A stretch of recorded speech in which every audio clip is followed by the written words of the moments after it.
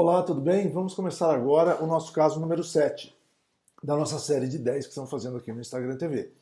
E hoje nós vamos falar um pouquinho sobre aquela que é a doença bucal mais prevalecente da nossa geração, que são as lesões cervicais não cariosas. É uma restauraçãozinha aparentemente simples, ela é super corriqueira no consultório, e assim, nós não vamos entrar aqui em detalhes porque que ela ocorre, enfim, quais são as causas, mas se você tem interesse, e você deveria ter, sobre esse assunto, consulte o livro do nosso querido amigo Paulo Vinícius Soares, juntamente com o professor John Grippo, que é Lesões Cervicais Não Cariosas e Hipersensibilidade Dentária Cervical. Aí você vai ter todo o embasamento científico, como tratar e principalmente como prevenir esse tipo de lesão. Mas aqui nós vamos falar um pouquinho, porque como essa é uma restauração, apesar dela ser pequena, ela ser uma restauração assim, aparentemente simples, muitos dentistas não conseguem fazer com que as restaurações durem muito tempo na boca do paciente. Tá? Então ela tem um truquezinho, ela tem uma certa dificuldade que a gente vai tentar, é simples, mas nós vamos tentar passar aqui a nossa experiência junto com essas restaurações já há muito tempo que a gente restaura dessa maneira como nós vamos explicar para vocês aqui, tá? Então o caso é esse aí que vocês estão vendo. Vocês percebem que tem duas lesões, né? Uma em esmalte aqui e em dentina aqui embaixo, né? Na verdade, o paciente tem múltiplas lesões em vários dentes, enfim. O diagnóstico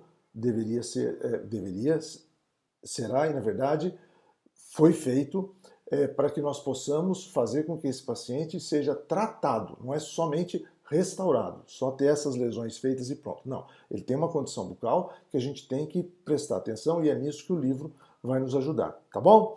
Então vamos lá. Primeira coisa, isolamento do campo operatório. A gente está lidando numa região altamente sensível. Por quê? Porque está próximo da gengiva. Qualquer coisa ali sangra, qualquer coisa, nós temos exudato gengival. Se essa gengiva está um pouquinho inflamada, ela está sempre vazando alguma coisinha ali pelo suco. Então, se você está querendo fazer a adesão nessa área aqui, onde nós temos a dentina, que é a área crítica da nossa restauração, você precisa de um campo isolado. Tem que ser isolamento absoluto? Não. Muitas vezes, se a gengiva é saudável, se a gengiva é espessa, você coloca um fio de retração gengival, ou então você, isso é uma dica do professor Baratieri, você pega um pedacinho de teflon, aquela fita veda-rosca, faz um fiozinho com ela, faz assim, você enrola ela na mão, ela fica um fiozinho e você coloca ali para retrair a gengiva e segurar um pouco esse exudato do suco gengival, tá? Então, você pode usar isolamento relativo. Eu sempre que posso, e quase sempre a gente pode, eu uso isolamento absoluto, porque eu acho que é mais fácil, eu não acho que é mais difícil, não acho que é mais complicado, eu acho que a gente tem um controle melhor. E às vezes, mesmo com isolamento absoluto, principalmente no caso de dente inferior, como esse aqui, às vezes aparece um pouquinho aqui, sabe? Um pouquinho de infiltração de saliva nessa região aqui. Aí o que, que eu faço? Eu pego a minha fita de teflon e coloco ali também, além do isolamento absoluto, para selar, para vedar bem o meu campo operatório, tá bom? Então aí o que, que nós vamos fazer? A gente vê que é uma lesão cervical não cariosa, ou seja, não tem cárie, mas a gente tem que limpar essa superfície, tá bom? Remover tártaro, que eventualmente tenha principalmente nessa região aqui, remover placa e remover biofilme, tá? Então isso aí tem que ser feito com uma raspagem. O melhor instrumento que eu acho para a gente raspar essa região é uma lâmina de bisturi número 12. E depois fazer uma profilaxia intensa, tá certo? Com um jato de bicarbonato, tá? Nisso, se você não tem o isolamento absoluto, muitas vezes você já começa o sangramento aí, tá? Nós vamos fazer um leve bisel no esmalte, asperizando ligeiramente, e nós vamos usar como adesivo, um adesivo autocondicionante pela técnica de condicionamento ácido seletivo do esmalte. Bora lá. O que quer dizer tudo isso? Quer dizer que nós vamos condicionar com ataque ácido só o esmalte, tá? Como vocês estão vendo aqui. Só o esmalte. Tá vendo? Só o esmalte. Depois é importante você sugar esse ácido e não só jogar água, porque se jogar água, a água vai levar o ácido para a dentina também e a gente não quer. A gente não quer o ácido na dentina, só no esmalte, por causa do tipo de adesivo que nós estamos usando, tá? Então lava bem um jato de ar e água, seca bem, seca, porque a dentina não foi condicionada, então a gente pode secar. Aí eu vou aplicar um adesivo autocondicionante de 2 passos. No caso que nós estamos usando aqui, é o Clearfill Self-Etch Bonding da Curaray, que é um padrão ouro dos adesivos autocondicionantes. Esse adesivo ele tem 2 frascos, uma substância preparadora, que é chamada de primer, e um adesivo propriamente dito, que é uma resina fluida hidrófoba. Então a gente vai aplicar o primer na dentina seca e no esmalte condicionado, tá? Na dentina a gente vai esfregar bem. Para isso a gente precisa de um microbrush que não seja muito molinho na ponta. Ele tem que ser um microbrush mais rígido, mais duro, para que você consiga esfregá-lo com uma certa consistência. E aí depois, olha aqui. Então nós estamos esfregando. Outra coisa.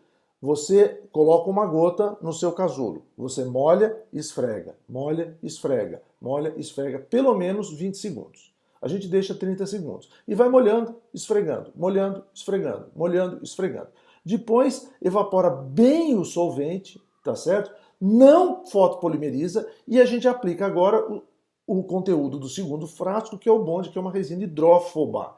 Essa resina hidrófoba ela faz com que essa superfície dentinária, que vai ficar exposta ao meio bucal, ou seja, a interface entre a restauração e a dentina exposta no meio bucal, seja menos degradável pelo ambiente úmido aonde ela está inserida, que é dentro da boca. Tá certo? Então vamos lá. Então depois a gente vai aplicar, vocês viram aqui, eu vou voltar aqui um pouquinho o vídeo. A gente aplicou o bonde. E ao invés, e a gente tem que afinar ele depois, senão ele fica muito grosso, ele fica uma camada muito espessa. Ele é espesso, né? Ele não tem solvente, então ele é um líquido espesso. Então, quando você passa delicadamente, ao invés de jogar um ar, a gente está sugando o excesso. Por que eu estou sugando o excesso e não jogando o ar? Para não incorporar bolhas de ar nessa minha camada. E outra coisa, muitas vezes a nossa seringa ela está suja, o ar não está puro. A gente tem que ter certeza que aquele ar não está contaminado por água ou por óleo. A gente pode fazer isso espirrando o ar num espelho, por exemplo, espelho clínico, para ver se ele está realmente seco. Mas quando você suga o excesso com uma ponta fina de sugador, você remove sem que haja o risco de contaminar essa camada que é super importante. Nós vamos ver aqui, bom, aí nós vamos polimerizar, tá certo? Polimerizar 20 segundos pelo menos, tá? Quanto mais melhor, 30. Vocês viram que a gente tem 2 cavidades bem profundas. Se você tentar colocar a sua resina restauradora diretamente nessas cavidades, você vai ver que ela não vai se adaptar, você vai ter uma bolha ali. E a gente não quer sensibilidade nessa região, porque normalmente o paciente já tem.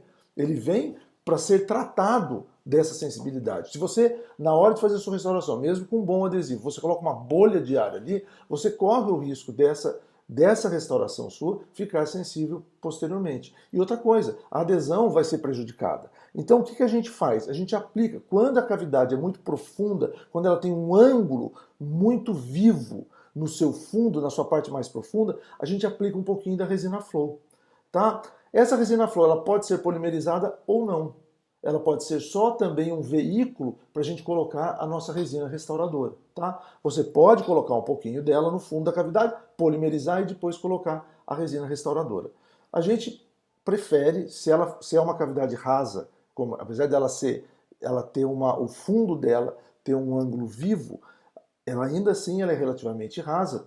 A profundidade total dessa cavidade, da parte mais profunda dela, deve dar 2,5 milímetros. Então a gente põe o Flow, como vocês estão vendo aí, a resina Flow, no caso aqui a Filtech Flow, da mesma cor da resina restauradora que a gente vai usar, tá vendo? Estou colocando nas 2 cavidadezinhas um pouquinho, e aí sobre a Flow eu estou adaptando a minha resina. A resina que eu gosto demais de usar é essa, é a Filtech Z350 de corpo. Agora eu tenho usado bastante também a Universal, mas na minha opinião, tem que ser uma resina que tem um pouco mais de opacidade, porque essa é uma área mais opaca. Se você usa uma resina muito translúcida, uma resina de esmalte muito translúcido, ela fica acinzentada, a restauração fica acinzentada. E se você usa uma restauração, uma resina muito opaca, de dentina, por exemplo, e só a dentina, você pode usar a dentina no fundo, mas alguma outra resina, como por exemplo essa por cima, mas se for só a dentina, ela tem um valor muito alto, ela fica aparecendo. Então eu gosto muito das resinas de corpo. A gente tem essa da 3M e tem também a forma da Ultradente, que eu também gosto, que é resina de corpo, tá? Nesse caso a gente usou a A2B então, sobre aquela resina Flow A2 que a gente colocou, sem polimerizar. Esse instrumento, muitas pessoas me perguntaram, que eu sempre utilizo, é o Optra Sculpt Pad da Ivoclar, tá? Optra Sculpt Pad da Ivoclar. Ele tem essas pontinhas de borracha aqui, tá? Que elas são substituídas, você tem pequeno e tem grande. Ela é muito legal para você adaptar as resinas nos preparos, nas cavidades. Ele é muito bacana. Tem gente que usa o dedo, mas por exemplo, o dedo nessa, o meu dedo é um pouco grande. Alguém tem um dedo pequenininho, talvez funcione com a luva limpa, mas no meu caso o dedo fica difícil, ainda mais com um grampo ali, né? Então eu gosto muito desse instrumento. Tá vendo? Então a gente vai adaptando, adaptando, adaptando e tentando remover com a espátula, uma espátula fina. Essa é uma espátula da Cosmedente, que eu gosto demais, que ela é bem fininha, tá? E você vai removendo com a espátula seca, com o pincel seco, o máximo que você puder de excesso. Eu não tenho a menor intenção de passar broca nessa região cervical depois, tá? Quanto menos no instrumento rotatório eu passar aí, melhor. Então eu estou tentando tirar da melhor maneira possível os excessos, tá vendo? Para isso é que eu preciso de uma espátula bem fininha. E essa da Cosmedente é muito legal, tá? Tá vendo? A gente deixa praticamente sem excesso nenhum. Tá aí a nossa restauração. Praticamente é isso. Tá bom? Tá vendo? Sem excesso nenhum aqui, olha, na região cervical. Para não precisar passar broca ou borracha nessa área. Tá aí a nossa restauração finalizada, o antes e depois. Espero que tenha ajudado. É um casinho assim do dia a dia, mas às vezes tem uns truquezinhos que eu gostaria de passar para vocês. Espero que eu tenha conseguido. Tá bom? Obrigado por terem assistido. Grande abraço. Até a próxima.